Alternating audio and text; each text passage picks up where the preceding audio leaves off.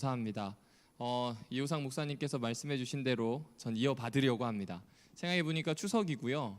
또 안식일이 끼어 있어서 절기에 대한 이야기를 좀 같이 나눠보면 어떨까 하는 생각이 들었습니다. 절기에 대한 이야기를 한마디로 요약하면 여기 앞에 있는 제목인 것 같은데요.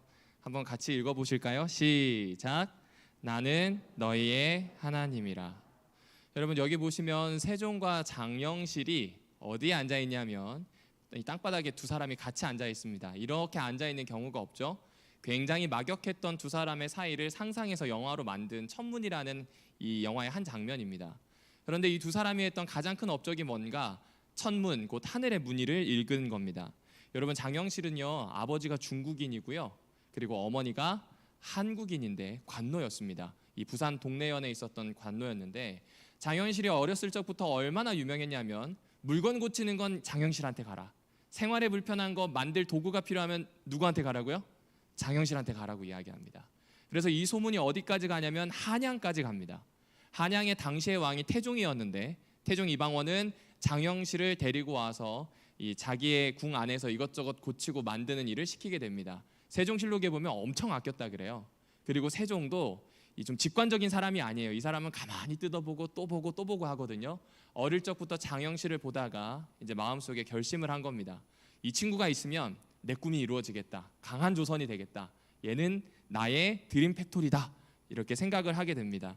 그래서 어떻게 하게 되냐면 새로운 조선을 만들 꿈을 꾸게 됩니다. 자, 지금 아마 휴대폰을 다 가지고 계실 텐데요. 휴대폰 그냥 열면 알림으로 나오는 게 오늘 몇 도고요, 날씨가 어떻게 되는지 알람이 뜹니다. 그런가요?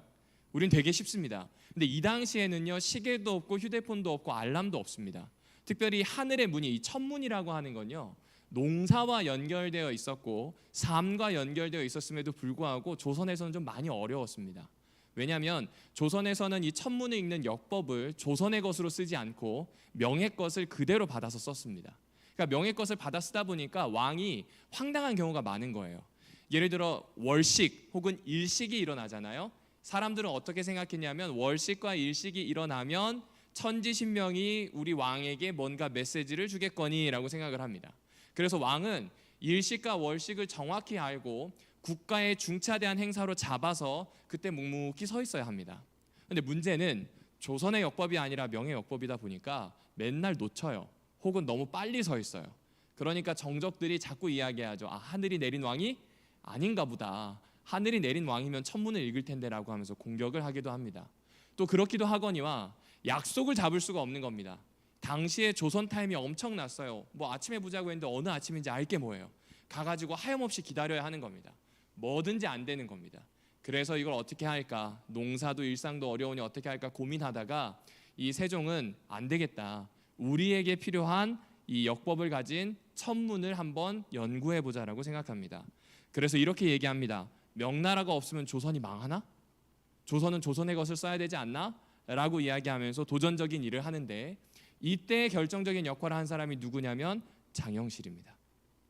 장영실에게 이 돈을 좀 쥐어주고요, 또 면천을 시켜준 다음에 중국으로 보내요. 여러분, 그 당시에 양반도 평생의 소원이 뭐냐면 금강산 여행하는 겁니다. 그러니까 여행이 쉽지 않은 거예요.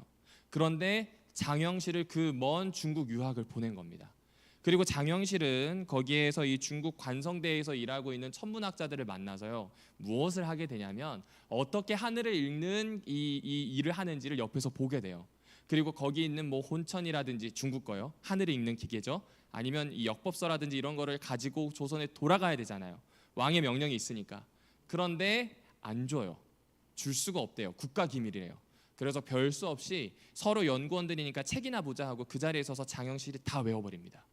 정말 열심히 외워서 다 외워버리고, 그 다음에 필요한 천문 기기들, 발달되어 있는 것들 중에 민간에서 살 수 있는 걸 사서 조선으로 돌아오게 됩니다. 그러면서 무엇을 만들게 되냐면 대간의라고 하는 걸 만들어요. 쉽게 얘기하면 밤하늘에 있는 별자리들을 그대로 종이에 옮길 수 있는 관측 기구예요. 그런데 그걸 관측을 해봤더니 베이징이랑 우리나라랑 시차가 있다는 걸 증명하게 된 거예요. 그러니까 조선의 시간이 필요하게 된 거예요. 그리고 그 이후부터서 뭐 물시계부터 시작해서 다양한 걸 하다가 결국에는 규표라고 하는 걸 만듭니다. 규표가 무엇이냐면 우리가 지금 이 1년을 살아갈 때 음력으로 24개의 절기가 있잖아요.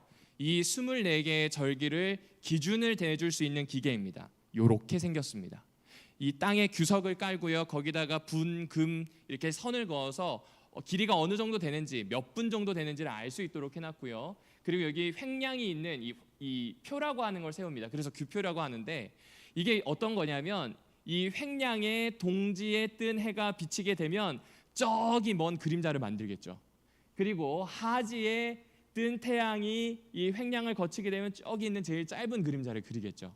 그러니까 태양이 남중고도라고 부르는 가장 이 꼭대기, 남쪽의 꼭대기에 섰는 정오쯤 됐을 때 시간을 재보는 겁니다. 그렇게 해서 데이터를 장영실과 함께 쌓아가게 됩니다. 그래서 이전부터 사용했던 24절기를 조금 더 분명하고 구체적이고 과학적으로 만들게 됩니다. 예를 들면 잘 알고 계시는 것처럼 이 하루 중에 밤이 제일 길 때가 동지입니다. 아침과 낮이 제일 길 때가 하지죠. 그래서 이 동지를 1년에 처음으로 잡아서 이때부터 이제 계산을 하기 시작을 한 겁니다. 그리고 계산을 하다 보니 낮과 밤이 똑같은 때가 추분과 춘분 이렇게 있는 걸 발견하게 돼요. 그래서 그때에 맞춰서 봄이 들어간다, 그 다음에 뭐 여름이 들어간다 해서 입자를 써서 입춘, 입하, 입추, 일동 뭐 이렇게 가게 됩니다. 그리고 거기에다가 눈이 얼만큼 많이 내리는지, 얼마나 추운지, 얼마나 더운지를 늘 기록을 한 것들을 여기 하나하나씩 더하게 돼요. 그리고 우수라고 하는 절기 들어보셨나요? 예, 이 농업협동조합에서 나오는 달력을 보면 우수가 이만큼 표시가 되어 있습니다. 왜 그럴까요? 비가 오고 눈이 녹아서 물이 흐르고요. 좀 있으면 경칩이 되어서 농사를 시작할 수 있기 때문에 그렇습니다. 그리고 청명이라고 하는 절기가 있어요. 이때가 뭐냐면 봄 농사를 준비하라라고 하는 신호예요. 그러니까 청명이 되어가지고 땡 하는 종이 울리면 조선에 있는 많은 백성들은 이제 뭐 할까요? 농사 준비를 하게 됩니다. 그리고 고구, 농사비가 내리면 봄 농사를 짓게 됩니다. 여러분 이렇게 보니까 왕과 그리고 왕이 이 유지하고 있었던 천문 관측 팀이 하늘을 읽고 24절기를 아는 거 중요한가요? 중요하지 않나요? 중요합니다. 나라의 1년 질서와 1년 농사와 1년의 생존이 결정되는 게 바로 24절기였습니다. 그러니 하늘의 이 천문을 읽어야 된다, 이거 아니면은 하늘이 내린 왕이 아니다, 이런 이야기가 생길 수밖에 없었던 겁니다. 근데 여러분 절기가요, 여호와의 절기도 있습니다. 비슷합니다. 우리는 봄, 여름, 가을, 겨울이잖아요. 그런데 저기 중동은 봄과 가을밖에 없어요. 봄과 가을밖에 없어서 이 두 절기 안에 다양한 것들이 들어가게 됩니다. 그런데 그 절기를 가나안의 절기, 팔레스타인의 절기라고 하지 않고 여기에 나오는 것처럼 무슨 절기라고 부를까요? 여호와의 절기라고 부릅니다. 지금 앞에 출애굽기 5장 1절이 있는데 한번 같이 읽어보겠습니다. 시작. 그 후에 모세와 아론이 바로에게 가서 이르되 이스라엘의 하나님 여호와께서 이렇게 말씀하시기를 내 백성을 보내라. 그러면 그들이 광야에서 내 앞에 절기를 지킬 것이니라 하셨나이다. 지금 이게 모세가 아론의 입을 통해서 파라오에게 이야기하는 겁니다. 노예들 이제 다 풀어주시라고. 왜냐하면 여호와의 백성이니 여호와의 절기를 지킬 것이라는 이야기를 하게 됩니다. 여러분 절기는요 일상과 연결되어 있는 거잖아요. 방금 보셨던 것처럼. 그러니까 이 말은 고대 이스라엘은 하나님과 일상을 연결해서 살아가야 되겠으니 우리로 자유롭게 하라는 이야기입니다. 그러니까 우리가 일반적으로 알고 있는 24절기는 농사, 생존, 요게 키워드라고 생각했는데 여호와의 절기는 농사 플러스 여호와를 섬김, 여호와를 만남과 연결되어 있다는 겁니다. 그리고 오늘 그 이야기를 비교적 자세히 쓰고 있는 모세오경의 책 중에 하나가 무엇이냐면 레위기 23장입니다. 그래서 오늘 레위기 23장을 통해서 도대체 우리는 24절기를 만날 때 어떻게 살아야 되는가 한번 좀 생각해 보려고 합니다. 사실 우리는 지금 절기에 맞춰서 안 삽니다. 절기에 맞춰서 사는 분들은 대부분 농사를 짓는 분들이고요. 대부분 도시에 계시기 때문에 월급이 따박따박 나와요. 그렇죠? 자영업을 하시더라도 매월 결산을 하시게 됩니다. 그러니까 1년 결산을 위해서 1년이라는 큰 단위를 쓸 필요가 없는 상황입니다. 그래서 조금 거리감이 있을 수도 있지만 이 여호와의 절기가 가지고 있는 의미가 일상을 살아가는 우리에게 어떤 의미로 다가올 수 있는지를 좀 찾아보려고 합니다. 레위기서 같이 좀 펼쳐보겠습니다. 레위기서 23장 1절에서 4절까지에 있는 말씀을 좀 읽어보겠습니다. 레위기서 23장 1절부터 4절까지의 말씀입니다. 제가 좀 읽어드리겠습니다. 여호와께서 모세에게 말씀하여 이르시되 이스라엘 자손에게 말하여 이르라. 이것이 나의 절기들이니 너희가 성회로 공표할 여호와의 절기들이니라. 엿새 동안 일할 것이요 일곱째 날은 쉴 안식일이니 성회의 날이라. 너희는 아무 말도 하지 말라. 이는 너희가 거주하는 각처에서 지킬 여호와의 안식일이니라. 마지막 4절입니다. 이것이 너희의 그 정한 때에 성회로 공표할 여호와의 절기들이라. 이건 이제 이 여호와의 절기에 대한 이야기로 보시면 됩니다. 이게 대충 구조가 이렇습니다. 그러니까 이전까지는 어떤 방식으로 사람이 거룩해지느냐에 대한 이야기를 합니다. 쉽게 이야기하면 이 레위기 1장에서 16장까지는요 정결하게 되는 제사에 대해서 가르쳐요. 예배의 아주 근본적인 행위를 가르치고요. 17장부터서 나머지 이 27장까지 이 레위기의 마지막까지의 이야기들은요 어떻게 일상에서 거룩하게 사는가를 가르칩니다. 그런데 레위기 22장까지는 사람과 관련된 제사장과 관련된 어떤 정결에 대한 이야기를, 거룩한 삶에 대한 이야기를 하고 23장부터서 25장까지는 오늘 우리가 이야기하려고 하는 여호와의 절기에 대해서 이야기합니다. 그런데 여러분 여기 보시면요 여호와의 절기에 대해서 이야기하는 서론이 2개 있습니다. 보이시나요? 1, 2절이 서론이 되고요 3절 내용이 들어가고 4절 서론이 2개 들어가게 됩니다. 그리고 재미있는 것은 37절을 보시게 되면 여호와의 절기다라고 끝나고요 44절에 보면 이것은 공표해서 지킬 또 여호와의 절기다라고 맺은 말을 2번 합니다. 희한한 구조죠. 그냥 서론 한 번이면 되는데 2번이나 이야기합니다. 왜 그러냐면요 지금 3절 보이시나요? 안식일에 대한 이야기 때문에 그래요.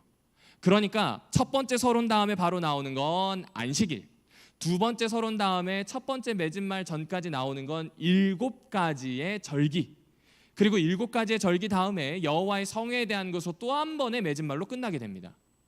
그러니까 지금 하고 싶은 얘기가 2개인 거예요. 서론 다음에 나오는 이 내용이 그 다음에 나오는 7개와 거의 가치가 똑같다는 이야기입니다. 그러니까 쉽게 얘기하면 안식일이 있어야 나머지 절기들이 있다는 거예요. 안식일이 다른 절기들의 근본이 된다는 이야기를 해주고 있습니다. 그럼 도대체 안식일이 무엇이기에 그런 이야기를 할까요? 요걸 이해해야 절기를 이해하고 절기를 이해해야 오늘 우리에게 적용해 볼 수 있으니까 그렇습니다.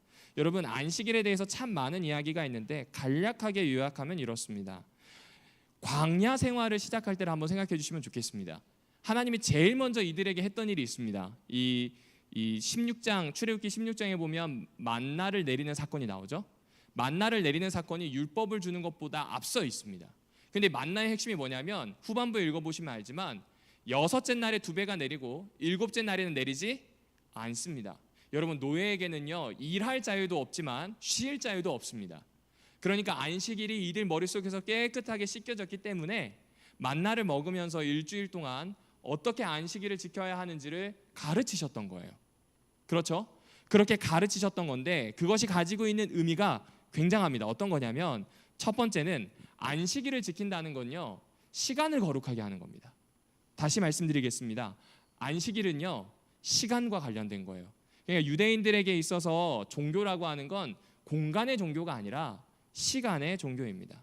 왜냐하면 히브리어에서는 이 사물이라는 이 단어 있죠. 사물이라는 단어가 히브리어로 존재하지 않습니다. 물론 이제 뭐 의자라든지 이런 건 얘기하지만 물건이라고 하는 개념이 좀 약합니다. 이게 히브리어가 약한 게 아니라 히브리어의 세계관이 그냥 물건이나 공간이 아니라 시간에 더 집중, 사건에 더 집중하기 때문에 그렇습니다. 그렇게 보자면요, 이 안식일은 한마디로 얘기하면 노동의 효율성을 위한 휴식일이 아닐 가능성이 크다는 겁니다. 그러니까 안식일 잘 쉬어야 그 다음에 일합니다. 이건 기본적이긴 해요. 우리 몸의 역사를 보면 그렇습니다. 그런데 오히려 안식일은요 인간이 쉬기 위해서 노동하는 것을 가르치고 있습니다. 6일과 똑같은 혹은 그 이상의 가치로 늘 표현하는 것이 안식일입니다. 창세기 한번 보실까요? 6일 동안은 저녁이 되고 아침이 되고 낮과 밤이 밝음과 어둠이 반복되는데 안식일에는 어둠에 대한 이야기가 없습니다. 왜 그럴까요? 이제 이 안식일은 창조의 완성과 함께 앞으로 펼쳐져야 하는 시간이기 때문에 그렇습니다. 그러니까 이스라엘 백성들에게 있어서 안식일은 그냥 일상에서 일을 멈추고 노동을 하지 않는 것이 아닌 거예요. 이것은 쉼이라고 하는 것이 어떤 의미인지를 좀 알려주는 겁니다. 이게 좀 어려운 말이라서 좀 쉽게 해봤습니다. 여러분, 이게 뮤지컬 파가니니라고 하는 공연 시간 안내문이 인터넷에 있길래 좀 가져왔어요. 웬만한 뭐 연주회라든지 뮤지컬을 보게 되면 꼭 2막으로 하거든요. 그 2막으로 하는데 절정이나 아니면 이 카타르시스가 느껴지는 해소의 부분은 늘 2막에 나옵니다. 그런데 2막이 들어가기 전에 꼭 인터미션이라 그래서 중간에 쉬는 시간이 들어갑니다. 여러분, 쉬는 시간은 절정이 될 리가 없죠. 그렇죠? 그냥 쉬는 시간일 뿐입니다. 이렇게 보자면 안식일도 그냥 쉬는 시간처럼 보일 수 있어요. 그런데 한번 등산으로 생각해 보실까요? 등산 열심히 올라갑니다. 열심히 올라가는데 숨이 좀 깔딱깔딱하다 싶으면 꼭 돌아봐야 되는 곳들이 있더라고요. 그 또 돌아보면 방금 여기 나오는 이 사진처럼 아름다운 곳들이 보입니다. 맞나요? 이 그냥 열심히 산을 올라갔다 내려오는 사람은 마라톤이나 아니면 걷기 운동 하시는 분들 같아요. 제 그 신학과 동기 중에 하나도 불암산에 올라가면 갔다가 오는데 40분밖에 안 걸립니다. 발이 엄청 빠르더라고요. 제가 그 친구랑 갔다가 너무 힘들었습니다. 그러니까 불암산에 뭐가 있는지 몰랐어요. 그런데 후에 저 혼자 그냥 이 불암산 가기 전에 제명호부터 천천히 올라갔거든요. 참 많은 걸 봤어요. 참 많은 걸 봤어요. 전 많이 쉬어서 갔거든요. 여러분 어떠신가요? 산에 가는 목적이 올라가기 위해서입니까? 오르는 행위가 사실은 목적이 아니잖아요. 도구가 되어서 산을 즐기고 경치를 보고 감탄하도록 만드는 것, 이게 어쩌면 산이 가지고 있는 본 목적인지 모르겠어요. 안식일의 쉼이라는 게 이와 똑같다는 겁니다. 뭔가 열심히 기계 돌리든 나를 돌리는 것이 아니라 그 쉼이 인생의 본연의 목적을 찾게 해준다. 이렇게 보아주시면 될 것 같습니다. 여기 앉아 계신 한 분 한 분은 다 명함이 있으실지 모르겠어요. 그리고 각각이 가지고 있는 직책이나 하시는 일이 있을 겁니다. 일주일 동안은 그렇게 불립니다. 그런데 여러분이 꼭 일주일 동안 그렇게 안 불리는 장소가 있습니다. 어딘지 아시나요? 집입니다. 집에는 최과장도 아니고 최사장도 아니고 뭐 대표도 아닙니다. 선생도 아니고요. 집에서는 그냥 정해져 있어요. 아빠, 엄마, 누구씨 혹은 뭐 남편 이렇게 딱 정해져 있습니다. 거기에는 내가 무엇이 되어야 될 필요가 없어요. 제 딸이 저에게 사랑받기 위해서 뭔가 열심히 해야 될 필요가 없고요. 제 아내가 저에게 뭔가를 더 열심히 할 필요가 없습니다. 가족이기 때문에 그냥 편안하게 서로의 관계를 즐깁니다. 그렇다고 뭐 이 가정에 노동이 없다 그런 얘기가 아닙니다. 관계에서 보자는 겁니다. 쉼이라고 하는 시간이 생길 때 사람은 본연의 모습을 되찾을 수가 있다는 겁니다. 노동을 하지 않고 멈추면 더 이상의 무엇 되려고 하는 것이 아니라는 거죠. 혹시 이 KBS의 박대기 기자를 기억하시나요? 이 박대기라고 하는 이 기자는 눈이 올 때 이 눈 오는 상황을 보도했던 사람입니다. 처음 한 7시인가요? 그때 보도할 때는 그냥 이 안경이 뿌얘지는 정도였는데 30분이 지나자 눈이 쌓이고요. 40분이 지나자 머리 위에 눈이 이렇게 산처럼 쌓입니다. 어깨에 쌓이고요. 그리고 마지막으로 이 대설특보가 난 걸 전하는데 이 사람 팔이 후들후들 떨리더라고요. 너무 추워서. 그걸로 유명해졌어요. 그래서 그 사람이 메일 주소를 뭐라고 바꿨냐면 waiting for 뭐뭐뭐 해가지고 kbs.or.kr 이렇게 해놨더라고요. 자신에게 있어서는 기자로서 눈을 기다리든 아니면 소식을 기다리든 이것이 내 무엇됨이라고 생각한 거예요. 나의 브랜드라고 생각해서 그걸 열심히 밝혔습니다. 그런데 죄송하지만 그분도 연세가 드시면 그냥 인간 박대기로 다시 돌아와야 합니다. 안식일은 그런 겁니다. 내가 본연으로 노동을 하지 않으므로 내가 어떤 존재인지 내 본연의 모습으로 돌아올 수 있는 것이 바로 안식일입니다. 그래서 아브라함 조슈아 헬셀은 이렇게 이야기합니다. 안식일은 기분 전환을 하거나 쓸데없는 일을 하는 게 아니래요. 안식일은요, 갈갈이 찢겨진 삶을 수선하고 시간을 낭비하는 것이 아니라 집중하는 날입니다. 저는 어렸을 때 너무 싫었어요. 안식일만 되면 뭐 이렇게 버스카드도 그때 버스카드가 없었습니다. 동전도 제대로 쓸 수가 없고요. 문방구 못 가고요. 못하는 게 너무 많았습니다. 그래서 그게 참 싫었던 기억이 있습니다.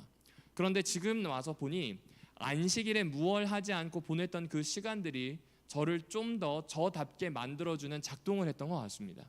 우리는 이러한 안식일을 향유하는 제7일 안식일 예수 재림교회 교인들입니다.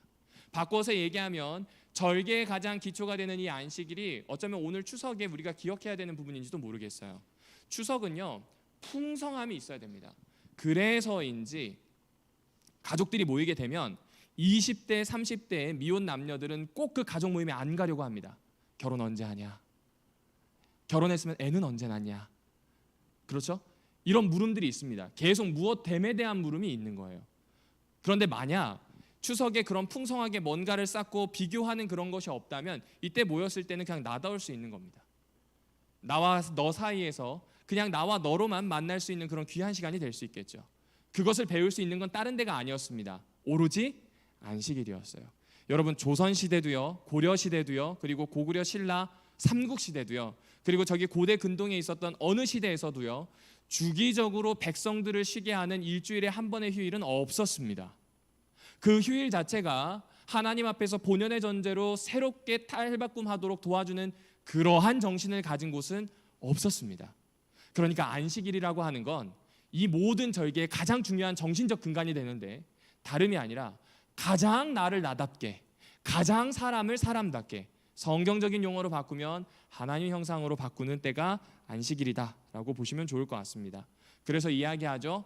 존엄성, 내가 사라진 노동은 불행의 원인이 되고요, 정신이 없어진, 그냥 그저 휴일로만 혹은 노는 날로만 알려진 그 날은 타락의 원천이 될 뿐이다라고 아브라함 조슈아 헬셀이 얘기합니다. 이건 굉장히 중요합니다. 한번 잘 생각해 주십시오. 이스라엘 백성들이 제일 처음 출애굽했을 때 아무것도 몰라요. 하나님의 백성인데 하나님도 모르고 여호와의 절기도 아무것도 몰라요. 그래서 제일 먼저 무엇부터 연습을 시키셨냐면 만나를 내내 내리시면서 안식일부터 연습시키셨어요. 그런데 연습을 시키면서 무엇까지 40년 동안 연습시키냐면 1년에 한 번씩 돌아오는 절기들을 연습시킵니다. 왜 그럴까요? 그 절기들이 농경사회와 연결되어 있습니다.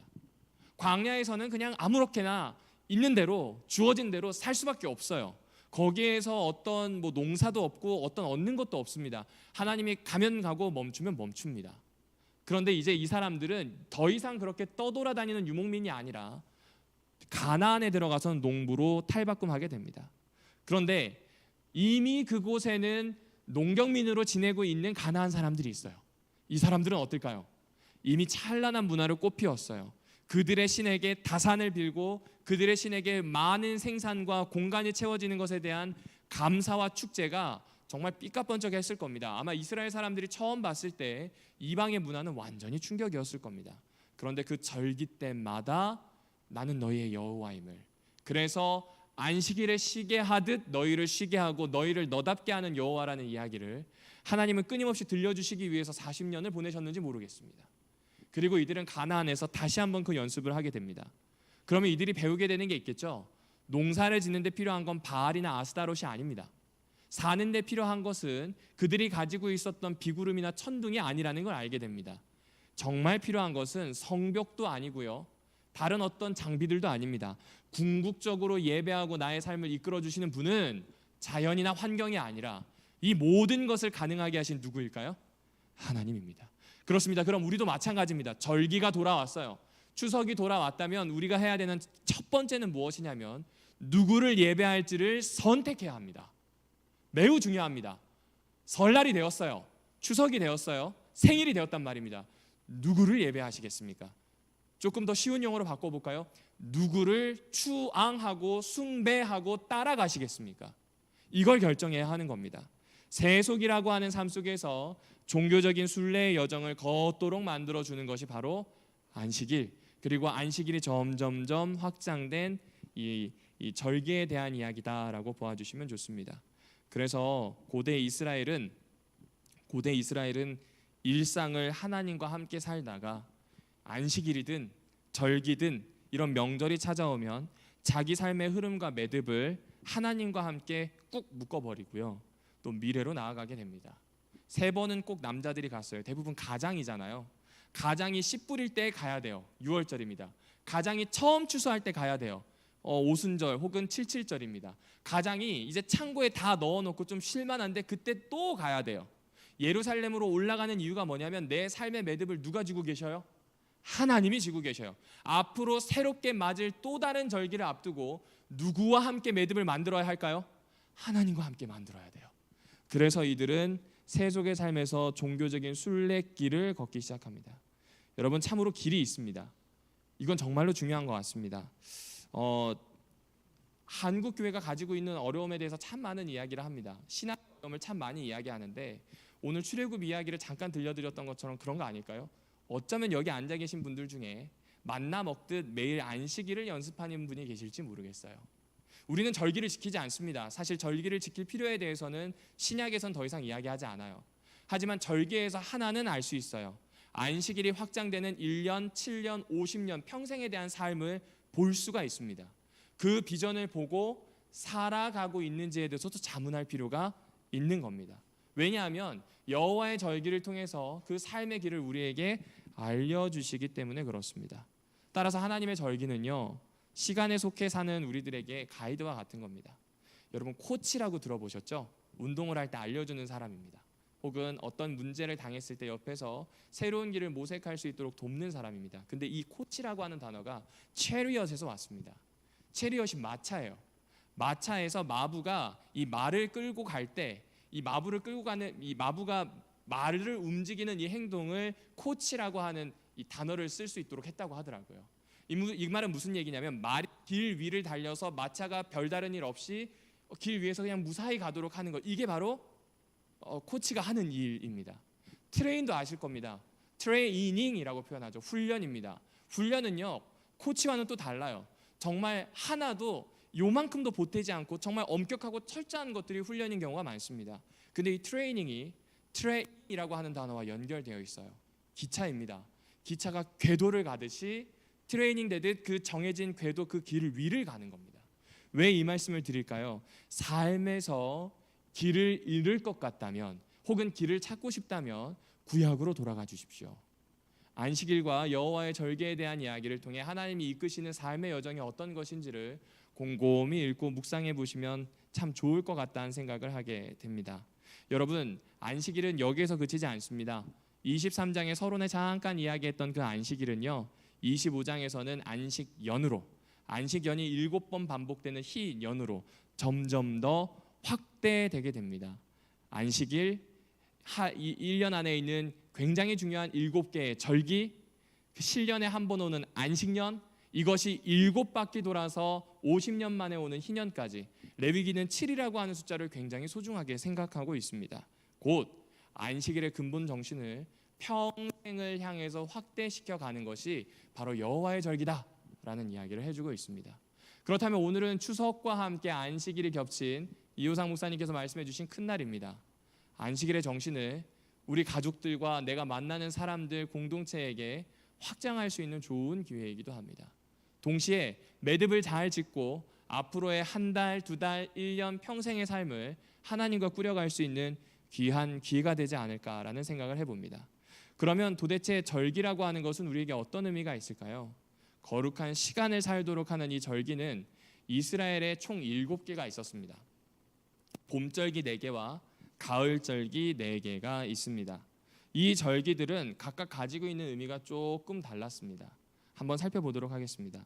여러분, 6월절은요, 씨를 뿌리는 때입니다. 씨를 뿌리는 때라서 시골에 계신 분들은 아시겠지만 씨 뿌릴 쯤 되면 마을 사람들이 다 모여서 고사 지냅니다.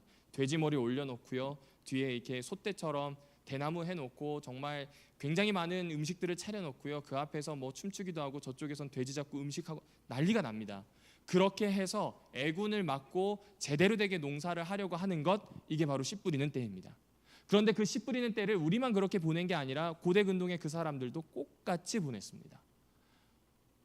하나님은 그때를 6월절로 삼으셨습니다. 6월절로 삼으셔서 7일간의 축제를 넣으셨어요. 그리고 이 절기의 특징이 있는데 제사장이 필요하지 않습니다. 6월절은 가족들끼리 모여서 양 잡고 6월절 음식을 먹고 이 때를 기억하는 날로 보시면 됩니다. 누룩 없는 빵을 먹습니다. 자, 그러면 뭐 별 차이가 없어 보입니다. 가족끼리 모이는 것 같고 음식 나누는 것, 그리고 하나님 앞에 예배 드리는 것, 뭐 다른 사람들이 고사 드리는 것과 뭐 큰 차이가 없어 보입니다. 그런데 6월절 안에는 좀 놀라운 의미가 숨겨져 있었습니다. 여러분, 이게 6월절에 먹는 맞자라고 하는 빵입니다. 근데 맞자는 총 3개를 먹는데요. 그 중에 가운데에 있는 맞자는요, 이렇게 쪼개어가지고 흰 세마포인 아피코멘에 넣어서 집 어디에 숨겨놓고 애들 보고 찾게 한답니다. 이게 유대인들이 가지고 있는 전통이고요, 미드라시라든지 아니면 다른 이 유대 문헌에도 나오는 내용입니다. 이걸 지금도 여전히 유대인들은 하고 있습니다. 그런데 이 맞자의 의미를 찾아보니까 삼위일체 하나님, 그 중에 두 번째는 성자 하나님, 성자 하나님이 부셔지듯 희생, 그리고 희생된 다음 재림하시기 전까지 잠시 숨겨진 것에 대한 그림자로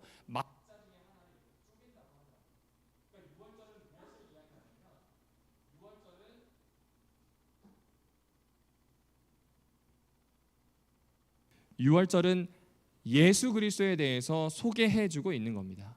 출애굽기 12장에 보면 이때라는 표현으로 시작을 하게 됩니다. 이 달이 너희에게 첫 달이 되게 해라. 이스라엘 백성이 이집트를 탈출하기 전에 유월절이 있는데 이 유월절을 첫 달로 삼고 이달 14일에 양을 잡아라. 이달 14일에 양을 잡아서 급하게 먹고 15일에 출발하라는 이야기가 적혀 있습니다. 그런데 여러분 여기에서 잘 보셔야 되는 게 이 출애굽기 12장 6절에 나오는 이 표현입니다. 양을 잡을 때 언제 잡냐면 14일 해질 때에 잡습니다. 우리가 생각할 때 해가 뉘엿뉘엿 지는 때가 아니라 제대로 찾아보면 두 저녁 사이라는 뜻으로 나옵니다.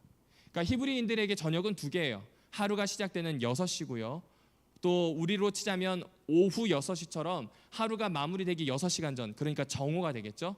하루가 마무리되는 저녁 시간의 개념인 정오와 그리고 하루가 시작되는 저녁 6시, 이 두 저녁 사이입니다. 그럼 한 오후 3시쯤 되는 그 시간에 양을 잡습니다. 그런데 마가복음에 보게 되면 예수님이 돌아가신 그 시간이 유월절 제9시라고 표현을 합니다. 제9시가 언제냐면 이건 로마 시간이거든요. -3 하면 오후 시간이 돼요. 9시에서 -6을 하게 되면 오후 3시거든요. 유월절 양이 잡히는 것과 똑같은 시간에 예수 그리스도께서 돌아가셨다는 겁니다. 이것은 무엇이냐면 하나님은 우리를 위해서 계획하실 때 시간마저도 정말 딱딱 떨어지도록 계획하셨다는 겁니다. 유월절은 그냥 씨를 뿌리고 내가 믿는 신에게 예배를 드리는 게 아니라 나를 구원하시는 하나님의 계획을 고백하는 시간, 그 하나님의 계획이 왔을 때 감사할 수 있는 시간이 언젠가 유월절이라고 하는 겁니다. 초실절은 처음 열매가 날 때입니다. 그래서 레시트라고 하는 단어를 쓰는데 한마디로 얘기하면 이 처음 열매는 대부분 푸릇푸릇한 열매입니다. 푸릇푸릇한 열매 한 단을 하나님 앞에 드리는 이유가 무엇일까요? 이제부터 나오는 모든 소출은 하나님께서 주실 것에 대한 감사를 표하는 겁니다. 이것을 시작으로 하나님께서 채워주실 것에 대한 고백을 하는 거죠. 일월성신이 아니라 궁극적으로 예배해야 할 하나님이 우리의 모든 것을 채워주신다는 고백이 초실절입니다. 다시 말씀드리지만 초실절은 하나님의 여정을 쫓아 살겠다는 이야기입니다. 77절입니다. 맥주절이라고 부르는 이때는 봄절기의 제일 마지막에 해당합니다. 이 봄절기의 제일 마지막에 해당하는 이때의 특징이 있다면 일주일 내내 잡는 수송아지가 70마리라는 겁니다. 엄청 많죠? 찾아보았더니 70이라는 숫자가 유대인들에게는 다른 나라, 열방을 뜻합니다. 77절에 예루살렘으로 모든 남자들이 돌아오듯 77절에 이 이스라엘뿐만 아니라 모든 열방이 돌아와야 될 것에 대해서 지금 이야기해주고 있는 겁니다. 하나님 앞으로 다 모일 것에 대한 이야기를 해주고 있죠. 나팔절입니다. 이제 나팔절은 가을 절기로 시작하게 됩니다. 이들의 달력으로는 7월이고요. 우리의 달력으로 보자면 한 9월에서 10월 정도 되게 됩니다.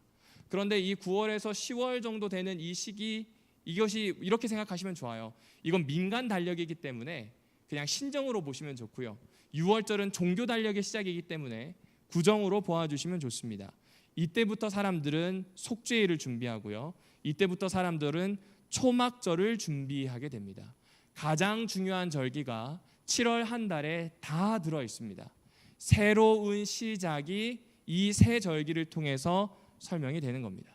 자, 그러면 오늘 우리 추석과 가장 많이 연결되는 명절은 어떤 걸까요? 77절과 그리고 여기 나오는 수장절 혹은 초막절이라고 불리는 이 시간일 겁니다. 추수와 관련되어 있는 시간이에요. 그런데 대부분 이 시간은 의미가 있습니다. 77절은 율법이 반포되고 이방인들이 돌아올 것에 대한 이야기로, 수장절은 아름다운 가지로 꾸미고 물질적인 축복에 대한 감사로, 무엇보다 초막을 쳤었던 그 옛날 40년 광야 생활을 기억하는 거예요. 하나님께서 처음부터 끝까지 우리 삶을 이끌어 주셨다는 것에 대한 감사를 표하는 것이 바로 초막절이다라고 보아주시면 됩니다. 그렇습니다. 오늘 우리가 추석에 모였을 때 음식을 나누고 풍성함에 대해서 이야기하고 감사합니다. 그런데 예배의 대상이 하나님으로 두고 여호와의 절기와 상응을 해본다면 이 시간에는 하나님께서 이 땅으로 다시 돌아오게 할, 하나님의 자리로 다시 돌아오게 할 비전이 있음을, 또 무엇보다 하나님께서 우리에게 여전히 채워주시고 계심에 대한 감사를 드릴 수 있는 시간이 바로 추석 명절이 아닌가라는 생각을 해보게 됩니다. 이스라엘은 이 절기들을 통해서 하고 싶은 이야기가 아주 분명했던 것 같아요. 이스라엘을 통해서 하나님께서 하고 싶었던 이야기는 내가 출애굽을, 내가 율법을 반포함을, 내가 광야 생활을 이끄는 걸 통해서 나의 시간 안에서 살고 내가 이끄는 나라에 너희의 하나님이 되어 이끌어내겠다고 하는 이야기를 자꾸 해주고 계십니다. 사랑하는 오남교회 성도 여러분들이시여, 그래서인지 레위기 23장에서는 나는 너희의 하나님, 너희의 절기, 너희의 여호와라는 표현이 자꾸 반복되어서 나옵니다. 우리의 하나님이 우리의 삶에서 참으로 하나님 되시기 위해 절기 때마다 그에 상응하는 사건을, 그에 상응하는 좋겠다는 생각을 해보게 됩니다. 모쪼록 이 명절 나는 너희의, 나는 너 최선우의 하나님이라고 말씀하시는 이 분을 쫓아 예배하고 매듭짓고 새로운 남은 시간을 또 시작하는 귀한 시간이 되기를 바라며 말씀을 줄이도록 하겠습니다.